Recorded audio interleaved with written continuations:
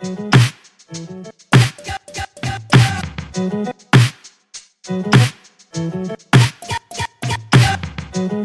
everyone, to American Girls, the podcast. This is the show where we're reliving the American Girl series book by book, except on this show on Patreon, where we're sort of doing whatever we think makes sense to us. And as we just said on air, this episode is the one that I know I'm most excited to tape. I think Allison's with me on this. This is our We Don't Need a Reason Vanderbilt full coverage. We are covering Anderson Cooper's memoir. Let's get into it. I'm Mary, but for the purposes of this episode, I would like to be called Gertrude Vanderbilt Whitney. I will be going by, alternatively, Cornelius, Commodore, Cornel, Corny, Cornel, or the forgotten Cornelius. Never forget, honestly, R.I.P. Wow, thank you for being here, Cornelius, Corny, Corny 2. Cornel, Corny Jr., not Frank Crawford. Definitely not Frank Crawford. We are reading the 2021 book called Vanderbilt, which notably did come out on my birthday, which I think means it's fate that we had to read it. This is a book by Anderson Cooper, who is a Vanderbilt. We will explain how and why and whether that's actually true. And Catherine Howe, who is a historian. Who we're also, I guess, going to hear more about. Allison's done some research into her. I have not. Allison, let me just check in with you before we get into the spiritual state of Anderson Cooper, which, you know, we were just discussing, like, is he genetically a Vanderbilt? Is he spiritually a Vanderbilt? Is he culturally a Vanderbilt? We'll get into it. I took myself on a journey this afternoon on YouTube where I was sending you at various times Jonathan Edwards, the psychic, reading Gloria Vanderbilt, reading it. I didn't send you Anderson Cooper because that was too dark. Getting ready to do this, I was starting to get information in the shower. Specifically, what I was feeling was a maternal energy. So I don't know if you were really, really hoping to hear from your mom. I know you have a son that's passed. Yes. But I feel your mom very strong. Yes.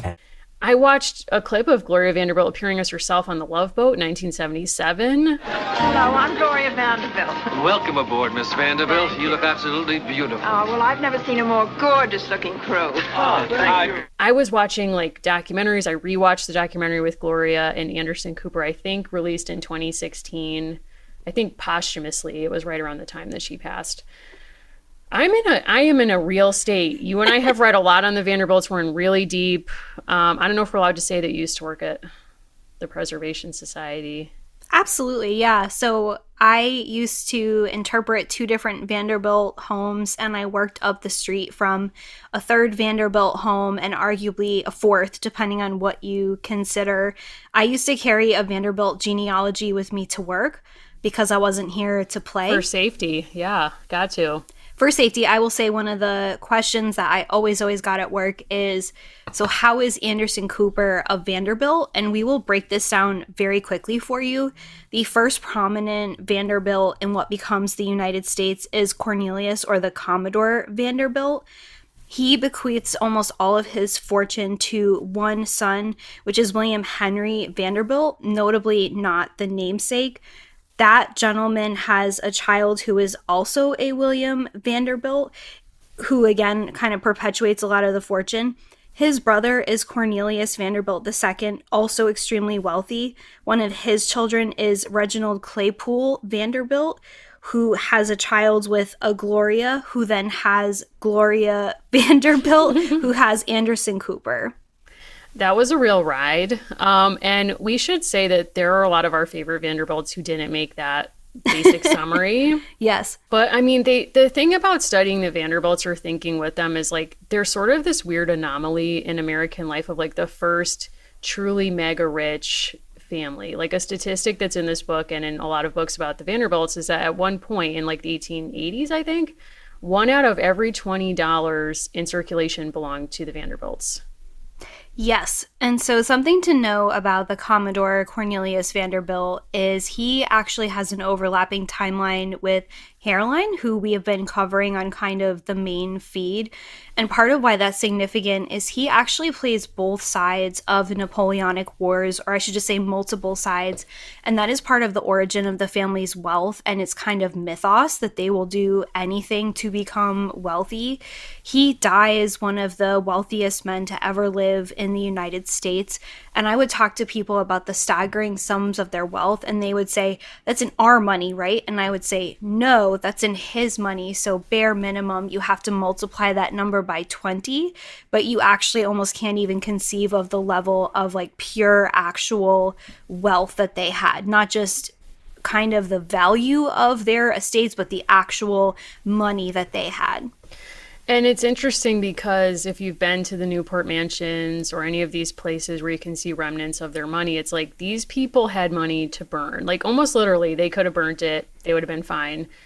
And then their family story becomes one of like a declension or decline narrative. Like what happens where basically a lot of the Vanderbilts, according to this book, no longer have money, no longer have the cachet that they once did. And the book sort of presents this narrative as like, this is the fault of the establishment of the estate tax and the federal tax and the state tax and all of these other taxes that robbed them or that sort of like diminished their wealth, plus profligate spending of later generations who never touched the family business, never worked a day in their lives. But, you know, I think we both would sort of say, is that the whole story? I would say, honestly, the more I was thinking about this book, the angrier it made me. I also just like put out there, this is my Super Bowl. You know, there's kind of that joke, the way that men were about the Joker movies. Yes. Like, this is how other people will be. I will be talking about this book 5 years from now, 10 years from now. Of course. I had an entire mini library. I had a small bookcase of Vanderbilt and Associated Gilded Age people books. Like if there's an obscure book about these people, I have it. If they had an estate that is still open to the public, I've been there. And honestly, like at me in my DMs, like I've been there.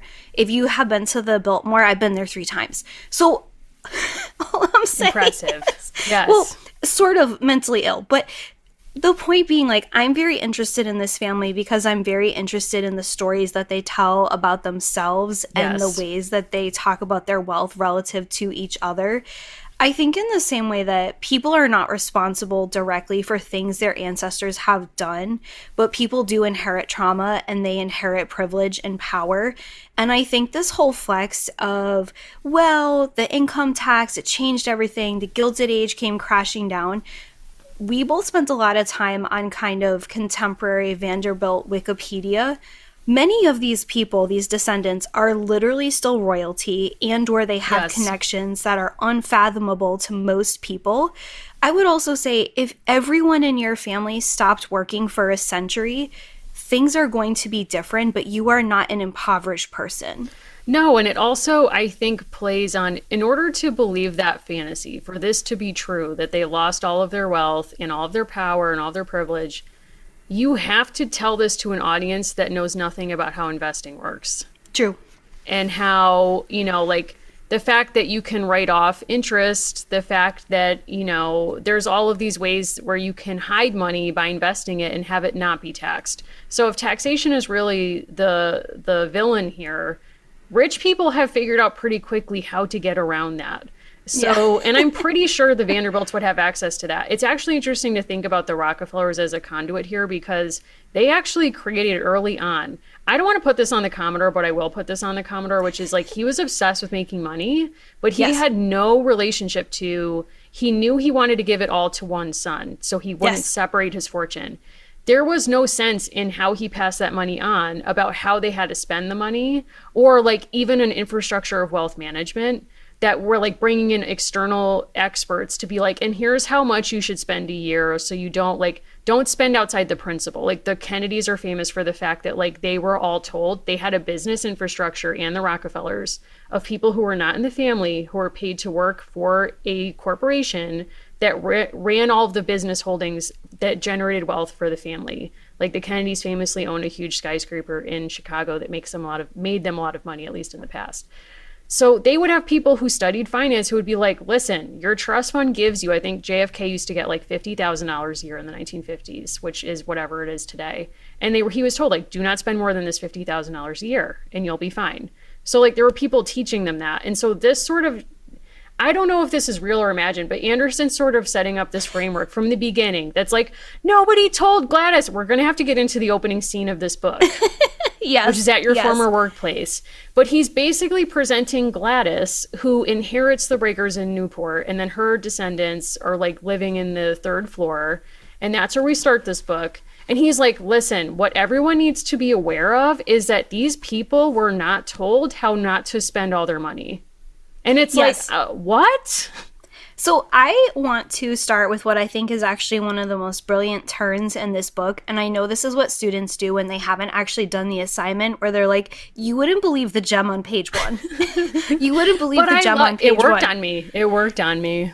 So this book actually opens with a quote from Mark Twain, published in Packard's Monthly, 1869. And this is before, I'm not saying this is before there are major strikes in the United States, but this is before what will become foundational moments in nationwide strike movements, such as 1877 and 1890s. And it's Mark Twain writing about how he actually feels sort of sorry for these Vanderbilts. How I pity you, and this is honest. You are an old man and ought to have some rest, and yet you struggle. I feel for a man who is so poverty-ridden as you. I know you own 70 millions, but then you know, and I know, that it isn't what a man has that constitutes wealth. No, it is to be satisfied with what one has that is wealth.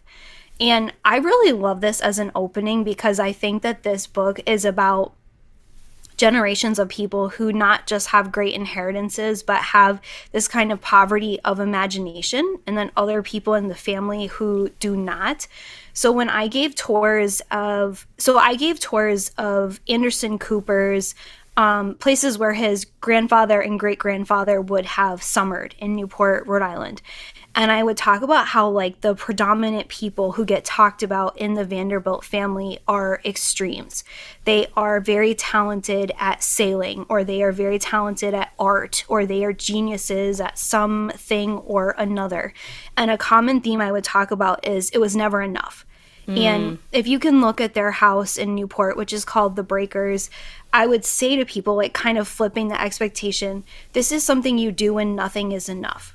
Because the Jameses and Edith Wharton and others, they also lived to excess, but they lived in actual wooden cottages, and they had company and pleasure, and they understood what was enough. This is a family that it's not about moderation. Nothing ever pleased them. And what bothered me about this book is people died and people suffered because they never got enough. Like, we never hear about the people who built the railroads. We'll talk more about the weird labor asides in this book, but people actually did have their lives changed for the worse. Like, people became miserable and could not survive because it was never enough. It isn't just like a cute quirk, like, oh, I just really like marble. People were in pain because of the way that they extracted wealth from workers. Yeah, and it's of a piece of, like, even someone like Andrew Carnegie, who, you know, builds public libraries as part of what he decided to do as, like, a benefactor to across the United States. But as people have studied and explained, you know, he would come to your town or, like, his organization and say, like, I want to build you a public library, because he believed that was, like, pulling yourself up from your bootstraps. It wasn't giving someone a handout. You know, it's giving someone the path to make themselves a better life. But your town had to be able to support the library. You had to be able to payroll the employees that would be required perpetually. His foundation wasn't going to pay for that. And a lot of his workers, where he was trying to build libraries in their towns, would be like, look, I can't eat a book. Like, it would be nice if you paid us more so we could actually feed our families. And he was like, but what if I told you you could read any Charles Dickens book you want at any time? What if I told you that I was on a Carnegie Island 5 days ago? Tell me more.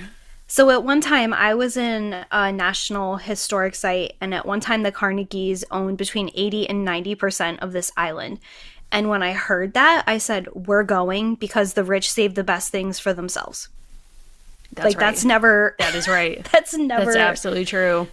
And something, I'm sorry, I don't want to burst this bubble for people. When I see that something is a protected fish and wildlife site, when I see that something is a protected seashore, look up how much of Cape Cod, Martha's Vineyard, some of the best shoreline in the United States has been quote unquote protected to be quote public land, yet is actually almost always inaccessible because we're trying to air quote save some bird or one animal. wealthy people essentially unburdened themselves of the worst parts of owning massive tracts of land, got the federal government to keep it so that no one else could build there, and then still get to keep homes and access in perpetuity, which is what I was seeing, and also gives us a segue into what happens in kind of the actual intro to this book. Yes, so let's get into this. Let's set the scene. The year is, I think, is this 2015 when they were doing this? So they start with an anecdote from 2018, which feels kind of they go late. Back. Yeah, but yeah. So they're talking about building a visitors. Is this that was before 2018, right? Or was that 2018? Yes. When they're doing the visitor center? I pretty much lived through these years while I was working as a museum guide in Rhode Island. And so part of what they're talking about was this hugely controversial, you can look it up, decision to build proper public facilities and better accessible pathways ticketing for the Breakers.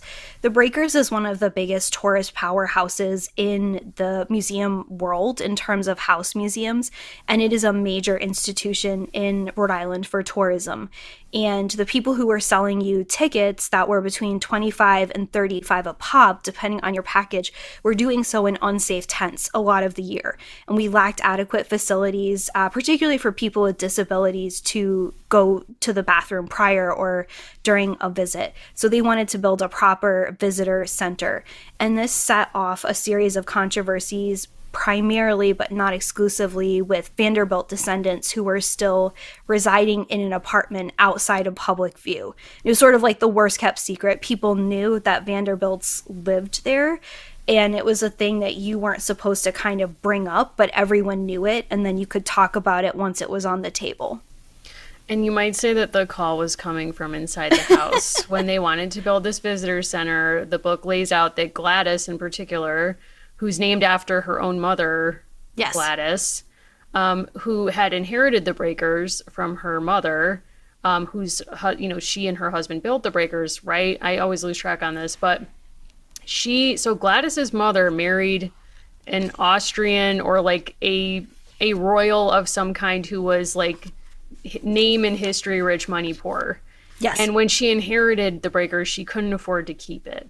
So in the 50s, I think she made an agreement to lend it to the Preservation Society or rent it to them for $1 or something. And then she eventually sells it to them for $350,000 in 1965, with the understanding that she could live on the third floor. And then it's her daughter and I believe her son who are living on the third floor when this is taking place in 2018. The shared ancestor is Cornelius Vanderbilt II, and he is actually not properly the second, but they skipped a Cornelius they didn't care about and he was done dirty.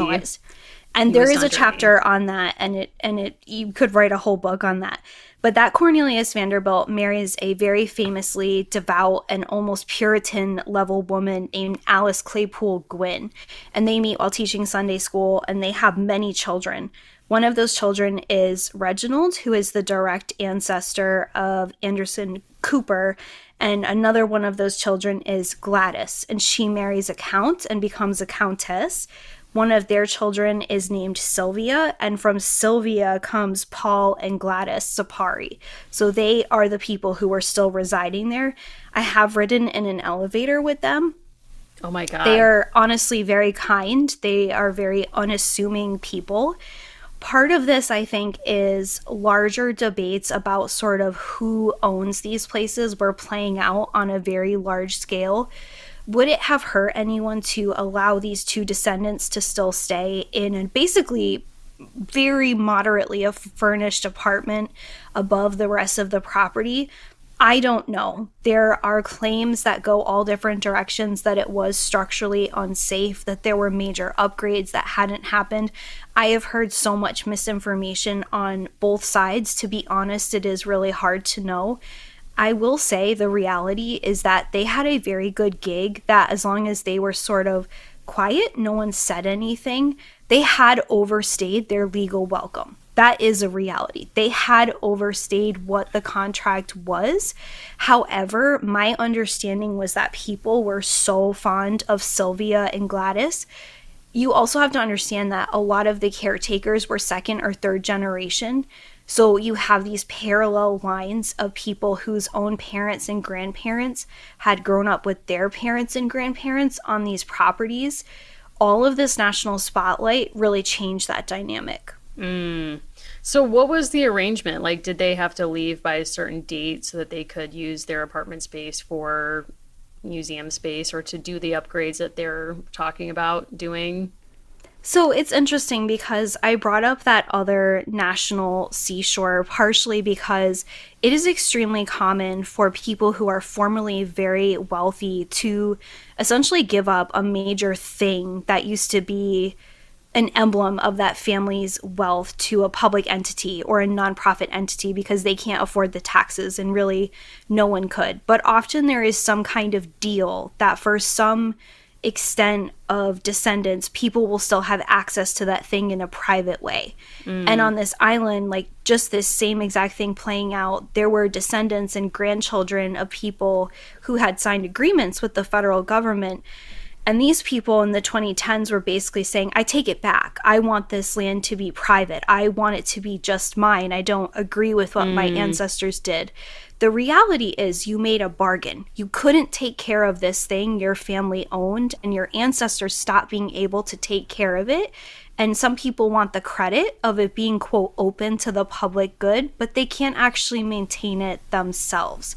And this is the challenge of people who have things that are worth a lot of money in a kind of nebulous way, but they don't have streams of income to actually maintain. I kind of think that that reminds me of like the recent debates about the Kennedy compound, that when Teddy Kennedy died, like he left the main house in the compound to be like a meeting center for dignitaries to work out issues, like through, I forget which college. I think it's like UMass or one of them. Doesn't really matter. But all to say, his widow knew this was going to be the plan and was trying to execute his will. And the other members of the Kennedy family were like, hey, wait a second. This is a private compound and you want to use like the most valuable house in the compound for a public, basically, institution. And you don't know what went on behind the scenes. But part of me is wondering, like, did he do that? Not so much as a vanity project, but in other words, to say, hey, I'm looking like a couple of generations down the line and we do not have the carrying cost to maintain this. So if we give it the cover of like it's an educational center and it's a nonprofit, then we don't have to pay taxes on this the largest house, and maybe everyone else can keep these smaller homes. To be honest, it's like, why would a family whose entire ethic has not been for the public good suddenly flip and be all about the public good? And I think there are members of extremely wealthy families who do have a sincere interest in investment and philanthropy, but that is not the general trend of the United States. Like I said, when I learned that this was essentially a private playground for the very wealthiest people, for example, I got to go to the house of one of the sisters of the man who shot Stanford White. It's like, if you know, you know. If Evelyn Nesbit means anything to you, you know, you know. It's like, that's how I know it's going to be something at the very least interesting to see. I also found it fascinating. Like, it was an island that had had plantations. It was an island that had had decent large numbers of people who lived and worked there for generations. And then you have the Carnegies coming and saying, this is wilderness. And they get the federal government to agree and basically make it impossible for regular people to recreate there.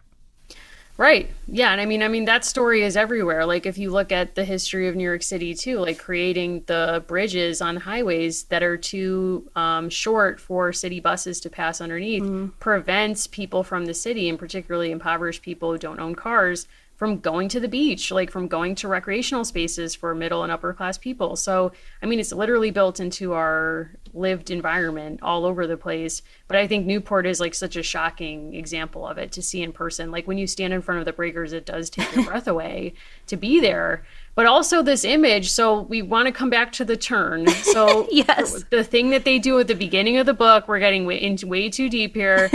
So we open on the visitor center controversy. Gladys is against it, and she claims that she has called for the improvements they're now going to evict her over decades before, but nobody listened to her. I don't doubt that. I don't doubt that either. But so now basically we get an image of her leaving the breakers for the last time. Yeah. But I think this is a really kind of fascinating and sort of strange American fixation with victimization of the rich. And Yeah. I think that the poor little rich girl, which is a trope that also really gets mapped onto Anderson Cooper's own family members, right? Like famously Gloria Vanderbilt herself. I think part of what's going on in this book is I am absolutely fine with people being fascinated by wealthy people. Like, I am fascinated by Kim Kardashian. I can also feel empathy for her, that there are things that she has been through that are very real challenges. At the same time, I don't lose sight of the way that they manipulate and control people's emotions so that we continue to feel affection for wealthy people who frankly don't care about us at all. But I think there's something going on with like the allure of the fantasy of these rich people and their lives and their cultures and their worlds, that because it's so inaccessible at a time when inequality is broader than perhaps it's even ever been in our country. I mean, you look at the Breakers, and people used to say on tours like that, like, can you imagine when the divide between the rich and the poor was this large? Like, people were living like this before an estate tax, and it's like, wake up, like, be with us here in 2021. Like, this is happening now. But I think, you know, we were teaching during the Great Recession together, and that's when Real Housewives was really big, and Keeping Up with the Kardashians. And still now, it's like people love to fantasize about luxury, like, you know, on TikTok and all these other places, and open door tours on Architectural Digest, which I also admittedly love watching. And it's like, there's something about the worse it gets for average people, the more we aspire or fetishize the trappings of rich people who are keeping us in these positions, like who are benefiting from the fact that, you know, they have certain, like, they're lobbying to have tax laws benefit them. You know, they're lobbying to, you know, keep student loan debt from being something that you can declare include in a bankruptcy declaration, for example. Like, there's all of these ways they manipulate the laws to keep their prestige at our expense.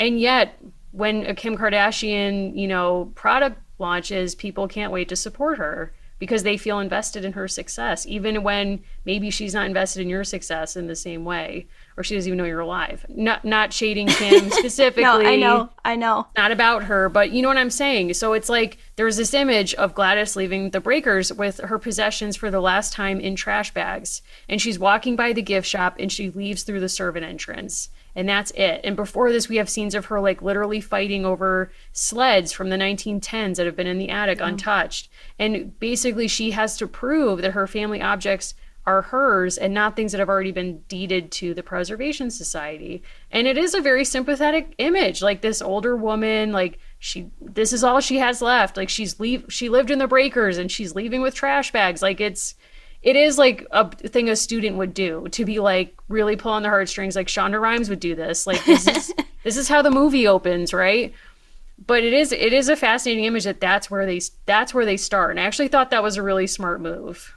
And that's why I think this book, you're going to think I'm like really out of pocket with this. The more I think about this book, I think this book is almost kind of dangerous. Like, this book actually really started to bother me. I just want to give an overview of what the other chapters are about, like, truly in a word.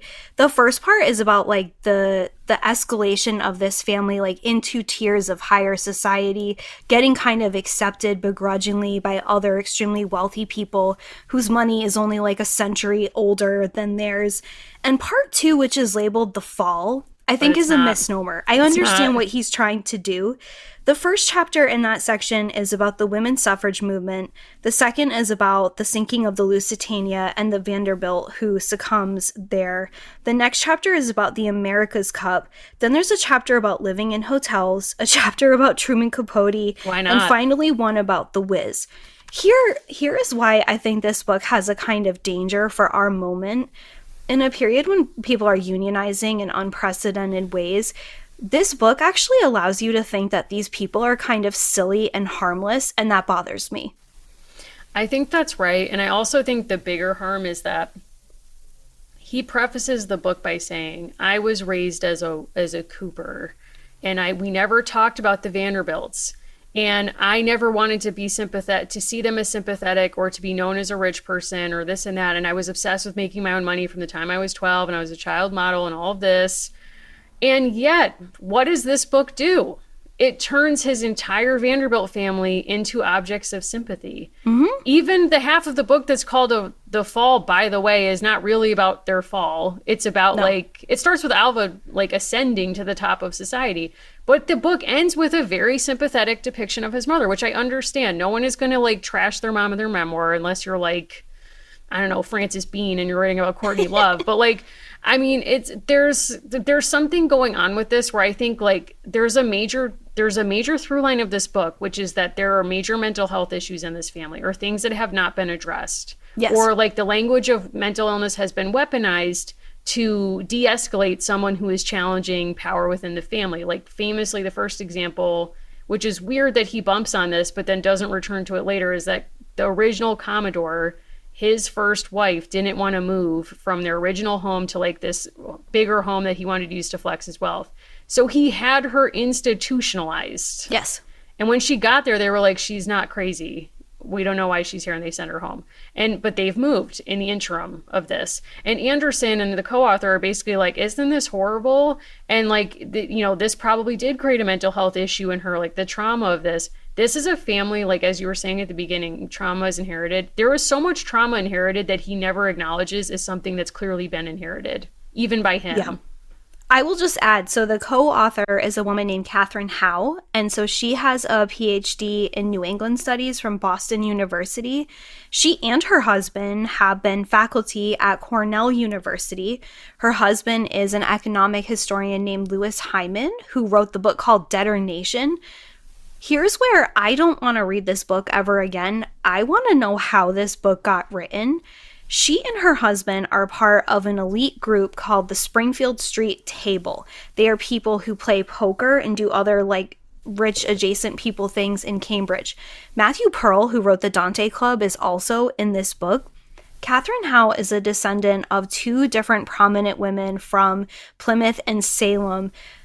I think this is important. She's also obsessed with hot sauce. Here is what is in her New York Times announcement of her marriage with her husband, which is how you know that she is wealthy, adjacent, and or elite in her own way. I'm listening. This is her husband. One day she gave a stunning feminist critique of Freud. I'm a nerd, so I'm a sucker for that kind of thing. He was also, he noted, struck by her wonderful neck. If I had to read that, you did too. So she does have a beautiful neck, and she has a beautiful haircut and wonderful bangs. Here is something that happens in this book periodically. There will be these long passages. For example, there is an entire section on a Vanderbilt cousin, Harold Vanderbilt, who famously has a huge role in the America's Cup. He also invented like a certain kind of game. Like Harold is actually kind of fascinating. Yeah, like a highly specialized version with his wife, who is also very cool. Here's part of what is going on in this book. There will be these long drawn out passages of like, could you believe how hard it was for Harold to sail his yacht? Then there is this complete, absolute total from nowhere dead end. And I only know this because we literally talk about it at my job. There is a whole passage about how hard his time was in the 1930s for the America's Cup. And then it's like, by the way, while this was happening, there were several large strikes, I guess. I don't know. Who knows what those are? Strange. Happening elsewhere in Rhode Island, and people were literally shot to put these down. And President Roosevelt came out and was like, I would rather be on this yacht. And I'm not saying that this book needs to be a critique of that, but why even go there when you literally have almost nothing to say about the labor practices of the Vanderbilts? Well, what's really interesting about that scene, too, is that the way it's written is basically like President Roosevelt has come to see Harold and team, yes. like perform in the America's Cup, compete. And the great tragedy is that there's no wind on that first day. Yes. And so Franklin Roosevelt is like, guys, I am so I feel like so traumatized right now because now I have to leave because of these strikes and everything that's going on. Like, it's so tragic to me that we couldn't control the weather. And they basically present labor unrest as if it's something equally impossible to predict or control, just like the weather, where they're like, listen, nothing you could do. Like, we had no idea these people were going to do this. I'm really upset. I like to be here on the yacht with you. and like maybe the wind would rise tomorrow and we could be doing this. And everyone's like, yo, like we totally are with you. We're so sorry. Like, I can't believe you have to leave and do this because you're the president or whatever's going on right now. And it's like, how did this like make it through any editor who was not themselves a trust fund baby, who was like, right, labor unrest, weather, equally unpredictable, understandable, moving on. It's like somebody said to them after a first pass, guys, you know, it is weird. In the 1930s, like, you know, the Great Depression was going on, also never mentioned in this book. Not really. No. And you know, it would be nice if like you could just sort of throw a bone to people out there whose family, I don't know, like wasn't competing in the America's Cup at this time. That wasn't their greatest family tragedy during the 1930s. And they're like, okay, yes. And they're like, okay, we're just going to reference a labor riot, but it's just going to be ancillary to the America's Cup. This chapter ends page 203. Rainbow, the magnificent racing machine, the pinnacle of maritime engineering and Vanderbilt money, would be scuttled by 1940. Like, there's also a Holocaust happening, but that's obviously, like, we're clearly not going to go there. We're not. Well, also, like, speaking of their family tragedies, the chapter on the Lusitania we do have to talk about because it's about Alfred goes down with the Lusitania. Yes, he does. Basically, they're like, listen, Alfred was a hero, and he put his life preserver on a woman with a baby. And they're like, okay, we do have to tell you that some people reported seeing Alfred, like, not giving his life preserver away. So maybe he wasn't a hero, but we really think he was. And, like, that's all we're going to say about that. And they're like, did he leave his wife and then a woman that he left her for, like, did take her own life? Which I don't even know if they actually go into that, but, like, that's what happened. Yes. And he's like, he did, at least in fairness for his own family's safety, like, he just went to Paris for a while. Just to kind of like let things cool off, and like he was abroad. Like that chapter is so strange. Yeah, there are a lot of things where I appreciate the attention on like lesser known Vanderbilts, right? Like I don't think outside of America's Cup or certain sailing circles that Harold, for example, is as well known. This chapter ends when the water closed over his lips and the last bubble escaped his nose. Alfred could not have known that his death would play a part in the remaking of the world. And I think what this book kind of does that's a disservice is it's actually really not his death. It's the death toll of all of these other innocent people. Because by this time, people are extremely frustrated and there's literally world revolutions against the rich where people are revolting against them. I turn the page being like, wow, okay, cool. So like, how are we going to learn about how his death changed the world? And as you say, the next words are no wind. Yeah, don't get attached, baby. We're not going to worry about that. How am I supposed to breathe with no air? When I tell you, I flip the page back thinking like, oh, okay, I'm missing something because I'm not really sure. And I think part of what that chapter, what's bizarre about that is it really is the totality of the death and like the very real tragedy of these people being put in a position they didn't ask for and dying on what should have been a pretty like mundane trip across the ocean. I was like, wait, did he change the world? Have I seen his pots and pans? Yes, they're beautiful. Impressive. That is impressive. I also think that chapter, because of that ending, does something that I don't always love with like group or family biographies or even individual biographies, which is like this person was so important, like their actions alone could either make or unmake the world, because it does something that is a problem still now, which is it obscures structural changes or structural problems. And those are harder to discern or to describe. But, you know, like, obviously to be like, well, capitalism is like ruining everything and that's really what's going on here. Like, it's harder to tell that story in ways that are interesting without telling individual stories. But I think that's the ongoing issue of this book, which is like, he thinks he's telling a story about decline and a cautionary tale. And actually, like, that chapter alone is extremely sympathetic to Alfred. Also, and to the whole family. When you think of the opening anecdote, okay, so these people got to live in a summer home for free for a generation extra. I'm sorry while I go grab my, like, Depression era hanky. Oh my God. I can't. Like, just, like, and I truly, like, I don't consider myself a person whose ancestors had any struggles that are, like, genuinely, like, that extraordinary. If I place my own family story in that same period, like my grandmother dropped out of high school, she worked not far from where those strikes were taking place to work in a factory. That's how most people's experiences were, or worse. right? Or they were of a race where they wouldn't even be hired in a factory. And this book, again, I think one of the very real challenges that you have when you interpret this, there are very human elements of this story that I have tremendous empathy and sympathy for. The way that Reginald dies is horrific, and I had very long talks with other guides about different ways. People would always ask, and they would always push, and his death and the way that he had to live with alcoholism was horrible. Like, he genuinely died in an extremely graphic way. And he is not the only one in that family. And he is not the only one in that family to have committed vehicular manslaughter. Mm-hmm. Like, there's a lot going on with these people.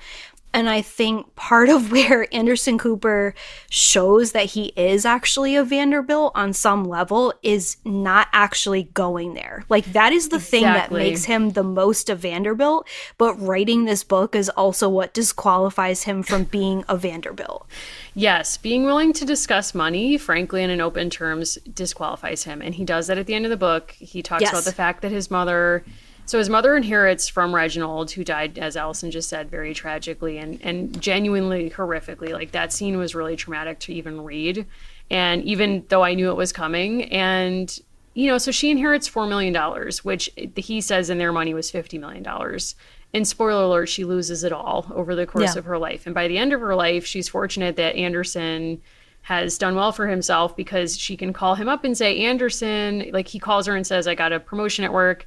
And she's like, oh, wonderful.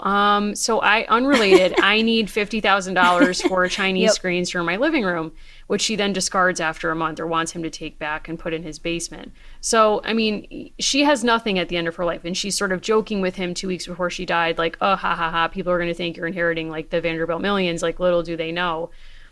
But it's just like, it's very odd to me that, so he's talking about money in frank terms, which real rich people don't do. But what he does do, that, as you're saying, rich people also do, is they don't want to talk about anything emotional or traumatic in real terms. And these people, as you're saying, like, they do deserve a lot of sympathy. Like, they have really horrific things that they live through, but they don't want to talk about it ever. And they don't make connections between how those traumas repeat themselves and these cycles come back, and the trauma gets inherited and passed along because no one really processes it ever. And to me, that's the role of Gloria Vanderbilt in this book, is like, she is someone who receives a lot of the inherited trauma of, she is like, what, third generation of, like, the really wealthy Vanderbilts. She literally, her first memory, if you watch the documentary that she made with Anderson, they show her with her nurse. She's 18 months old, and she's in the backyard of the Breakers. And she has memory of, like, literally staying there as a family member, which at one point she was the only family member with memory of that, of it not being a museum.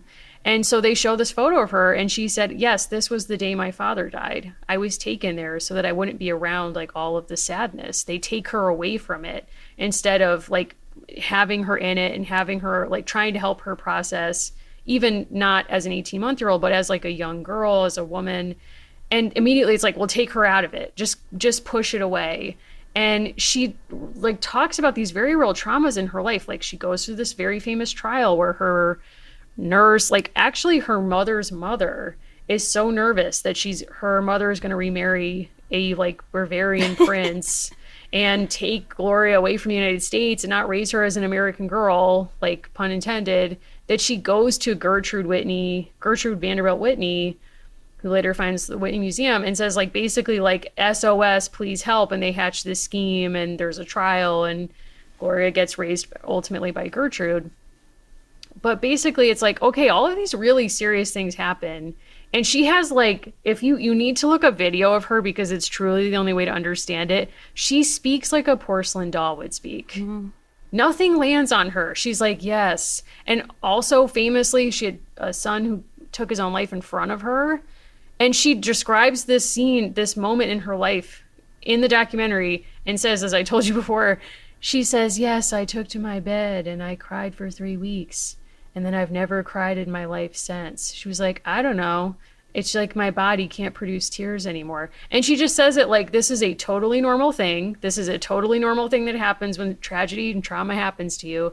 And it's like, what would have happened if somebody along the lines was like, hey, we all need to get into a family therapy session together? Nope. Something's going on here.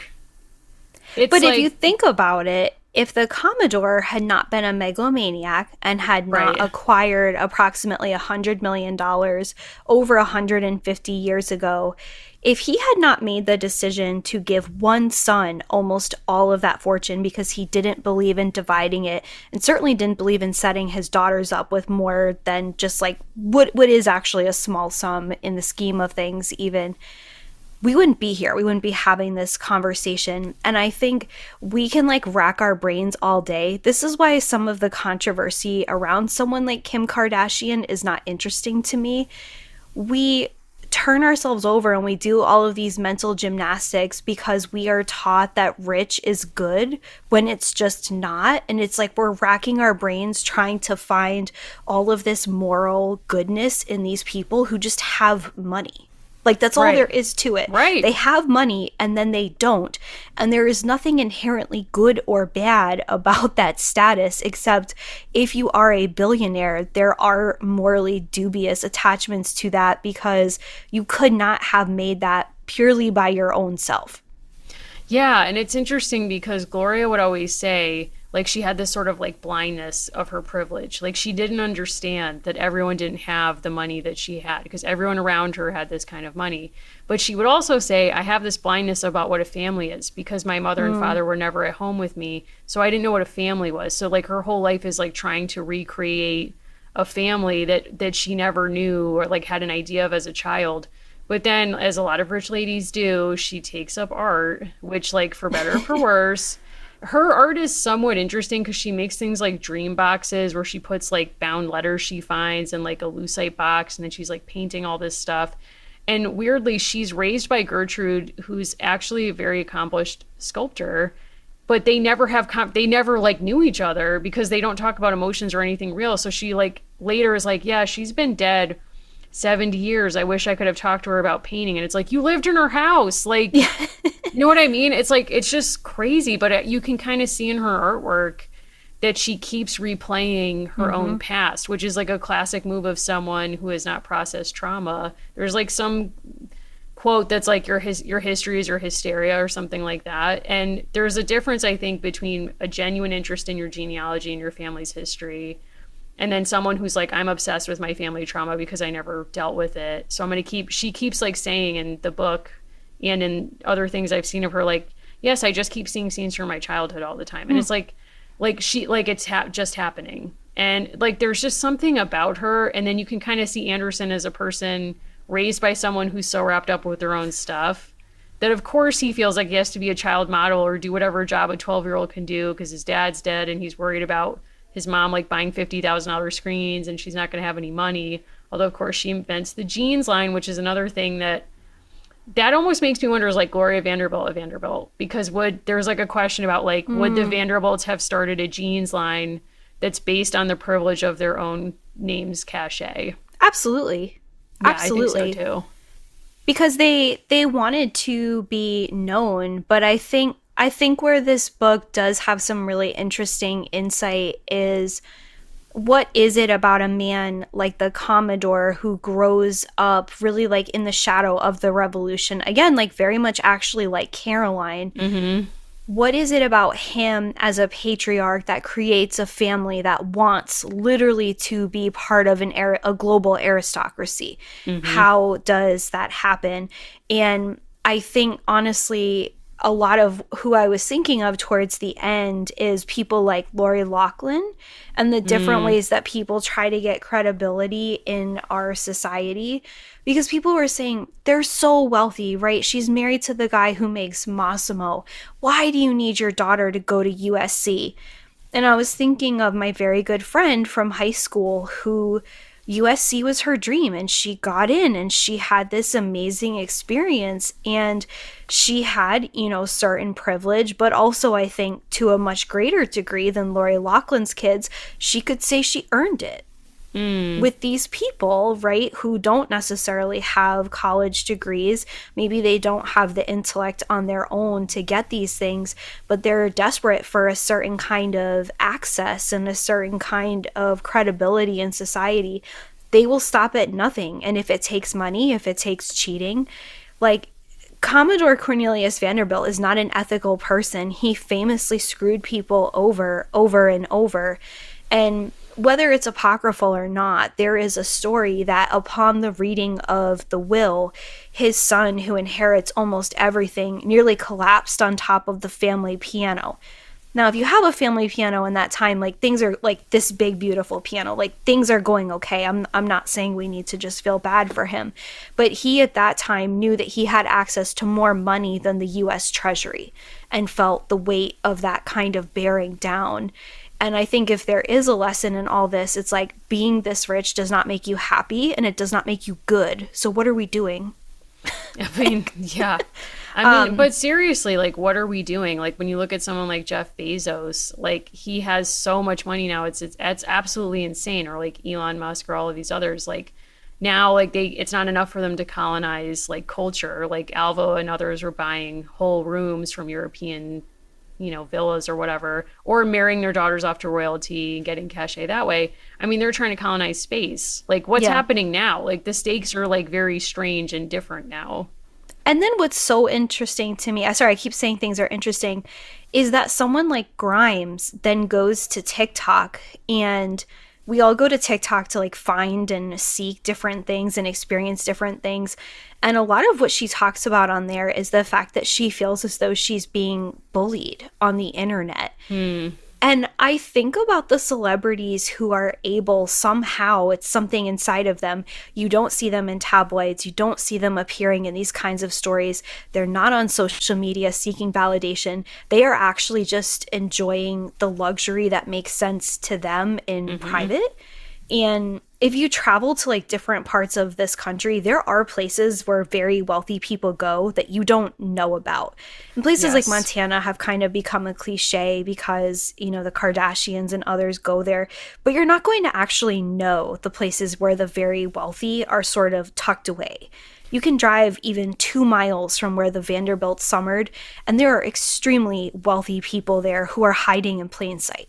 Yeah, 100%. My cousin used to nanny for really rich families. She used to be a teacher at a day school. And in the summers, some of the families would be like, hey, would you want to nanny like our kids? So she would get to go on all these like amazing trips and stuff and like watch the kids. But she was like, honestly, the most telling thing to me, because she did it for a bunch of different families, was the people who had money for generations were normal people. They had no pretense, and they were very kind to like everyone in their orbit, and they didn't like draw attention to themselves. They lived fairly, like they had like very nice things, but they weren't gaudy. They weren't trying to like draw attention. Whereas new money people, she was like, they were often like extremely rude. They treated everyone like an employee. And everything was about like, look at me, I'm rich. And I think that gets back to what you were saying before about like what's interesting about the Vanderbilts is the stories that they think they're telling about themselves. And, speaking of your example of like TikTok as a platform, I think that Anderson thinks this book is the equivalent of My Best Friend's Rich Check, like about his own family, that he is purposefully saying, it's my best friend's family, it's not mine. I don't think this way. I don't live this way. But I also think what he thinks he's doing is like the Reba I'm a Survivor TikTok. Yes. Because in the documentaries and other things I've seen of him, he's like, the thing I most admire about my mom is that she's a survivor. She had all these bad things happen and she survived it. And it's like, yes, she survived it because she admittedly was like, I pushed everything down and acted like it didn't happen. That's not a healthy story, Anderson. But it's also like, I don't think it's either of those stories.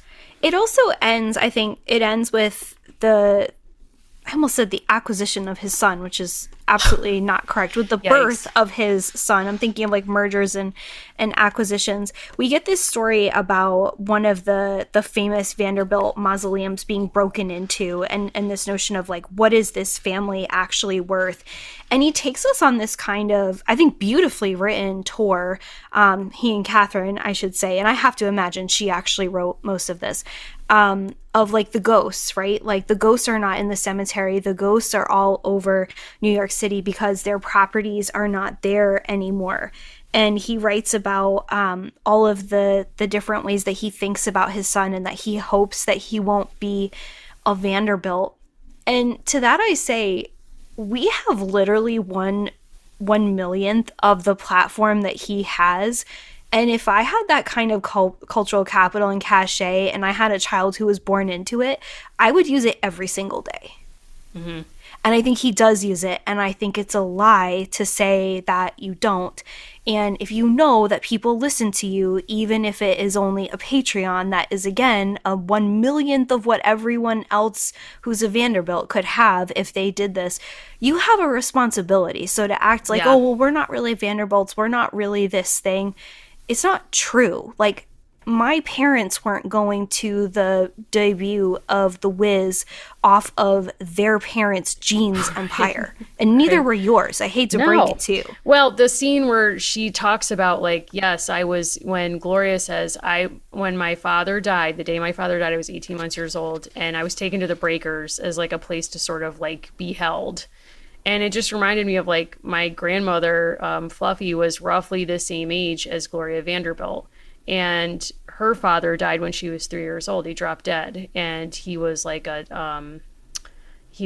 trolley car operator, and he dropped dead, and the wake was in their house. This is like a very Irish story, and she didn't know what that word meant, and she literally thought it meant that if she waited there long enough, he would wake up.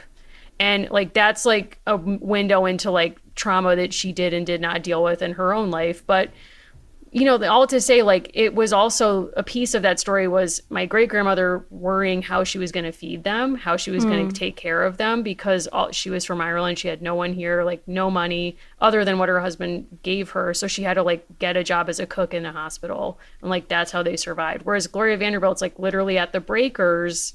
She doesn't have to worry. She has $4 million in a trust for her. Not to say that she can't feel and own the tragedy of losing her father so young. She has no memory of him, but you know, like the context matters. And I actually think if we were asked to write this book on his behalf, I would challenge him in 2 ways to do this book differently. I'm hiring us. I'll work with Catherine, but I'm just saying, here's what I wish had been done differently in this book. 1, I think he wants to have it both ways, as you kind of suggested. Like, he actually does talk about being a Vanderbilt all the time by talking about how he thinks he's not a Vanderbilt. Mm-hmm. Because he wants you to know, like, hey, guys, I know it's a problem to think that that's cool and to use that privilege, but I'm going to let you know that I'm a Vanderbilt. If he really identified as a Cooper, why isn't this, and this book is to educate his new son, why isn't this a book about the history of the Coopers, who he says grew up impoverished in Mississippi on a 200-acre farm? Why not tell us that story? Point 2, there are a ton of gay Vanderbilts, Anderson. I'm sorry, queer. I don't want to put labels on them they would not have understood, but there was a lot of same-sex desire and same-sex relationships. I mean, I'll name some names, like Gertrude, we know for sure. Yeah. And, you know, perhaps Harold. I'm not just going to put that out there. We also know Gloria, during a taped interview with Entertainment Weekly about one of their co-projects, was just like, hey guys, FYI, when I was 13, I made out with a girl in school. And Anderson is visibly shocked because, of course, in this family, they never talk about anything. And it's like, okay, there's a lot of queer stuff going on here, Anderson. Why are you running from your own sexuality when you could actually position yourself as someone whose family could offer an archive on the history of sexuality because you're so well documented and you have all of this stuff about it, all this correspondence? He's also writing about his family at a time that is very kind of liminal in the way that people are being treated, because it's his mother, like, learning and passing that his mother has sexual relationships with men and women, kind of depending on context. And to your point, Gertrude Vanderbilt Whitney lived basically 4 different lives. She truly did. Like, she lived different lives, and to be able to entertain and to exist at a certain level in high society, couples mattered, which is why we also get kind of all these vagaries about different marriages and relationships at various stages. And it's really glossed over. Like, Gloria has this very specific, quote, fear, like it's written about as a fear that she will be like her mother. And that means having relationships with men when she's not married. That means having relationships with women. And it's like, this was changing at this time. And it's like, yeah, that should actually be like a little bit like more of a bigger part of this book, because her very specific kind of fear is a product of a moment when there's a backlash after a kind of brief like liberation window. Absolutely. It wasn't just like, oh, everyone's Victorian. And the number of women who are written about in this book as being ugly and irritating. Can't. I will say this, and I know that we have now been talking about this for an hour straight. I feel like I haven't even breathed. This book, okay, so I got a really good deal at Big Lots on one of those combo popcorn tins where it's like cheese and caramel. Interesting. And so that was part I'm of not what into was... cheese, but I would love the caramel popcorn. I have to have it together. Okay. Did it expire already because it's from Big Lots? Yeah. You can't question it. You roll the dice. This book is covered in like the trails of my cheesy fingers and dripping with misogyny. Like this book, Yes. I will always have those two things. And that's why I really, really wonder about the authorship, because Catherine Howe, talking about ancestral stuff, is descended from these like prominent witch story people. And she writes like witch histories. WITCH, not Yes, witch. right. So it's like, what is happening with these people Yes. who are basically saying, my ancestors, but the remix? Well, yes. And also, like, the number of times I was texting you that Alva is straight up described as ugly. Yes. And we've read many biographies of Alva Vanderbilt. I have never seen her physically described in such misogynist and negative judgmental terms ever in my life. And so are some men. The Yes. droopy eyelids are Yes. invoked over and over. I'm going to tell you what, most of these men could get it. They're hot.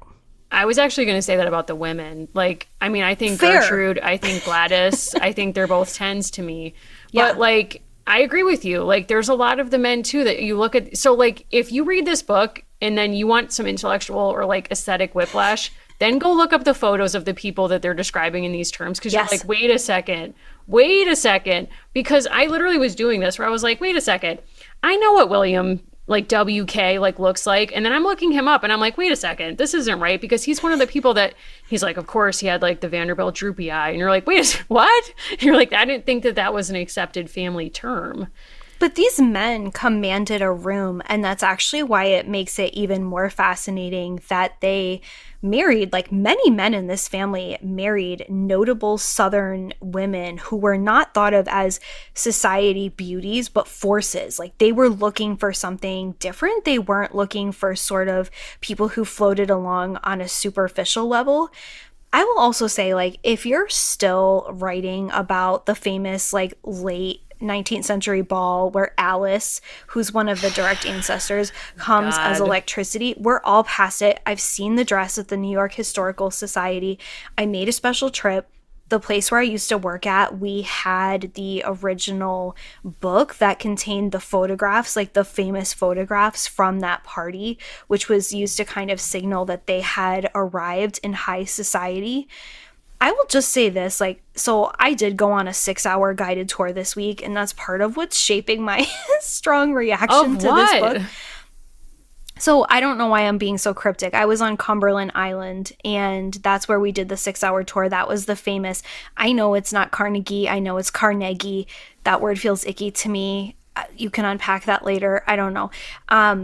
It was like their different estates and like different famous people's estates. And I just kept thinking, like, what in our Constitution says that we, the taxpayers, should be paying so wealthy people can have a buffer around their properties? Because I'm just not convinced. Well, you know, it's like that statistic that we were both obsessed with when we were studying for comps, and I don't fully remember the number, but it's like the number of challenges to the 14th Amendment and during Reconstruction were almost entirely on the part of corporations as citizens, not, you know, Black people as citizens being terrorized in the South or really anywhere in the United States.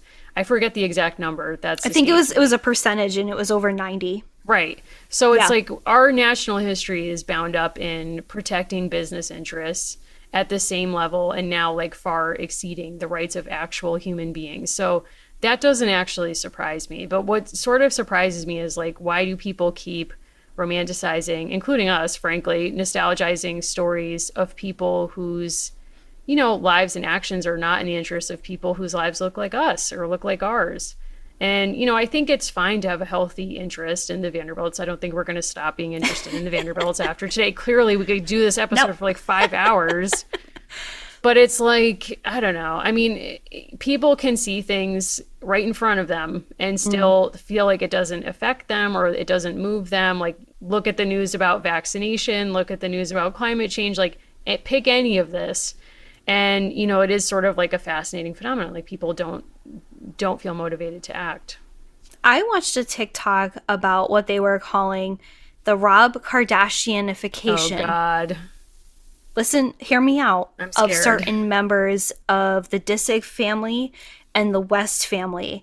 And it was about the early rise that's already happening of Penelope Disick on the one hand and Northwest on the other hand of TikTok, and the way that their mothers are charting this trajectory for them as powerful females in the family, and the way that boys in the family have already been sort of sidetracked. It's like a funhouse mirror for the way that the rest of the United States works, where it was like, this is the Rob Kardashianification of the next generation. And where I think that applies to this is you can take universal truths out of these families' experiences, but I think like don't lose sight of the bigger plot that wind in the America's Cup was not a tragedy when people were starving. Right? Like Alfred's decision, true, not hard to say, to sacrifice his life for someone else's is extremely noble. Don't get distracted by the plot that was during global revolutions against the rich. I think like that's the point, and I think that's where I'm just wondering, like when Catherine went home and Lewis Hyman, author of Dead or Nation, once again, was like, Kat, you gotta put some like labor in there. And she was like, you get 500 words for the whole book. And she was like, stop the witch hunt! My ancestors paid for this. I also think based on just before we get away from Rob Kardashian, when you were speaking about that, it really resonated with me, but it created an image in my mind of, remember the scene in the episode when he comes home, this is like early seasons, and he's dating the cheetah girl, and he comes home and he's like, Mom, like I really miss Dad, so I wanted to honor him, and I got this tattoo, and everyone's like, Rob, no! And then like eventually they all stop and they're like, Rob is so beautiful, like, you know, Dad would be so proud of you because you got this tattoo of his face. And then like cut to like this week, Kim Kardashian passes the baby bar exam, and she's like, this is a tribute to my dad. And it's like, I actually think looking at their different understandings of how to pay tribute to like the head of their family is a really telling, like it could be also like a storytelling mechanism about each of them. But I also think there's something in this book about like the crisis of masculinity, which is like what happens when you have powerful women in your family and like the men don't know what their role is, especially because labor's been taken out of it, because all of them are just enjoying passively inherited wealth. So how are you a man in this world? You notice there are men and women who never get talked about this family, from this family, who are just straight up vibes. Yeah. Give us some highlights. No, I'm just saying, like, even Flora, who is the famous daughter of Gertrude Whitney, had like a very fascinating career.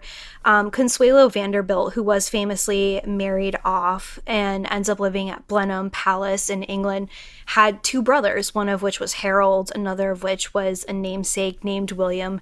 I've been to William's house out on Long Island several times, one of my favorite places in the world. There's also the Vanderbilt who creates the Biltmore. He is another brother. He was like, I love the air here. My mom, who's my favorite person, like I relate to this so hard. He's like, my mom likes it here. That's it. So where you don't want to lose the plot, again, he builds a beautiful house. He builds something enormous. He does have his land speculators approach a recently freed Black community and say, like, we're buying you out. And they're like, yes, but this church is very important to us. And like, we're buying you out. And they hold out for a very long time, and there's still a landmark there. But it's sort of like American history is a yes and. Right. Damn. And then doesn't his widow sell a bunch of the land to the Park Service? So a lot of the land that is there is protected by the Forest Service. So I am not hating on public land schemes at all. I am just saying there are lands that like we, the American people, own in sort of amorphous scare quotes, but what they are actually set aside to do is to be buffers for the wealthy, and other people can't live there. Thanks for coming to my TED Talk.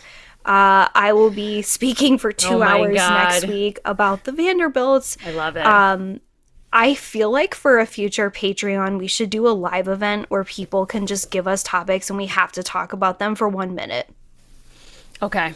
I'm into that, but I don't know if we can maintain that because I think there's certain topics. Like if somebody comes on and is like Dolly Parton, and it's like, we're not doing 1 minute on Dolly Parton. We're just not. Like, I can't what a be segue. contained. That's what we're doing on our mailbag episode, so...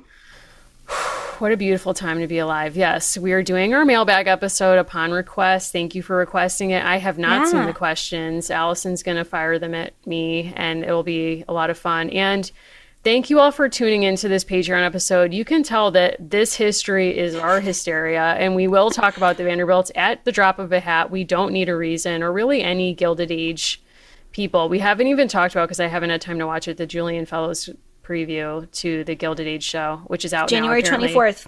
I haven't seen the preview yet, but I can't wait. Maybe we can all watch that. I don't know, like throwing that out there. That'd be really fun. And yeah, please just go check out like everything Gloria Vanderbilt related on YouTube. That's all I have to say. Somebody please go watch that documentary. Go watch her on the Love Boat. Her playing herself on the Love Boat broke me inside. On that same episode, Halston appears as himself on the Love Boat. I'm currently trying to work through Columbo right now for reasons even I don't understand, but perhaps I'll take the Love Boat on next because it just feels like something's happening there. But Allison, like, this has been such a joy. I don't even know what to say. Like, I don't even know how to end this episode because I don't want to end this episode. It's beautiful to me. Listen, much like the Gilded Age, this is both ending and will never end. So if you would like to reach out to us, give us your ideas. Our plan as of right now is to head into the new year with reading a classic historical book that you all recommended called Johnny Tremaine. We will then follow that up with a figure skating special just in time for the Olympics. Yes, we are reading Michelle Kwan's memoir. If you have other suggestions, please feel free. Excuse me, Ambassador Kwan. Ambassador Kwan, I apologize, former Rhode Island resident, Ms. Kwan, please feel free to reach out to us. You can find me at Allison Horrocks on all of the things. You can find my Bitcoin locker. I'm just kidding. Wow.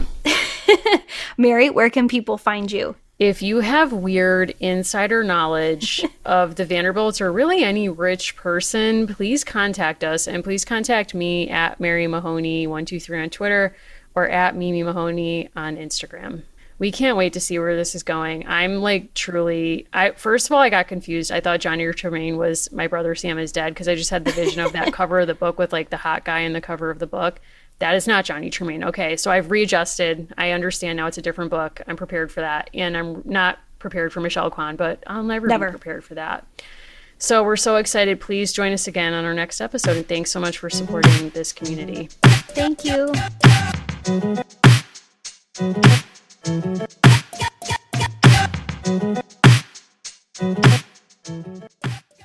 At Arizona State University, we're bringing world-class education from our globally acclaimed faculty to you.